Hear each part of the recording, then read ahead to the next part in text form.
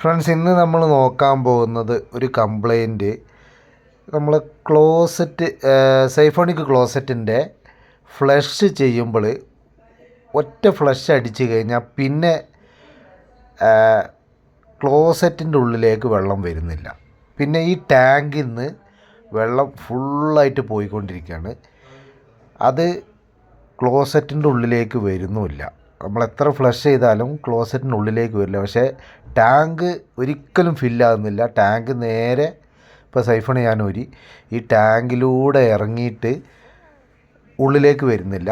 ഇതിൻ്റെ എസ്ട്രാപ്പിൻ്റെ ഉള്ളിലേക്കൂടെ ഡയറക്റ്റ് പിറ്റിലേക്ക് പോയിക്കൊണ്ടിരിക്കുകയാണ്. അപ്പോൾ ഇങ്ങനെ ക്ലയൻറ്റ് പറഞ്ഞ് ദിവസം വെള്ളം പെട്ടെന്ന് ടാങ്ക് കാലിയാവുക. അപ്പോൾ ഇവർക്കിത് അറിയുന്നില്ല, ഇതിനെക്കുറിച്ച് എന്താണെന്നുള്ളത്, എന്താവുന്നതെന്നൊന്നും അറിയില്ല. അപ്പോൾ ഈ സൈഫോണിക്കിന് ഇങ്ങനൊരു പ്രശ്നം നമ്മൾ ആദ്യമായിട്ടാണ് ഇത് കാണുന്നത്. ഈ ഒരു എത്ര വെള്ളം എത്ര ആയാലും വെള്ളം ടാങ്കിൽ ഫില്ലാവില്ല.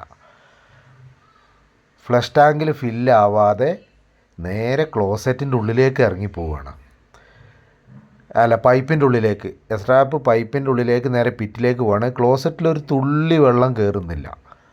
അതിലൂടെ ഫ്ലഷ് ചെയ്താലൊന്നും ആവുന്നില്ല. അപ്പോൾ എന്താണെന്ന് നമുക്കൊരു പിടുത്തം കിട്ടുന്നില്ല. അപ്പോൾ ഏകദേശം നമുക്ക് തോന്നുന്നത് ഇതിൻ്റെ ആ എയർ ബ്ലോക്കായിട്ട് ക്ലോസറ്റിൻ്റെ ഈ ഭാഗത്തേക്ക് വരുന്ന ആ ഹോളിൽ എയർ ബ്ലോക്കായി പിടിച്ച് നിൽക്കുകയാണെന്നാണ്.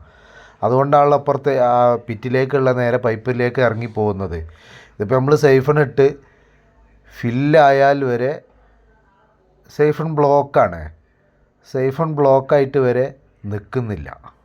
അപ്പോൾ എന്താണ് ഇതിനൊരു സൊല്യൂഷൻ എന്നുള്ളത് അറിയുന്നവരാരെങ്കിലും ഉണ്ടെങ്കിൽ ഒന്ന് കമൻറ്റ് ചെയ്യുക. നമ്മൾ ഈ കേസ് ആദ്യമായിട്ടാണ് ഇത് അറ്റൻഡ് ചെയ്യുന്നത്.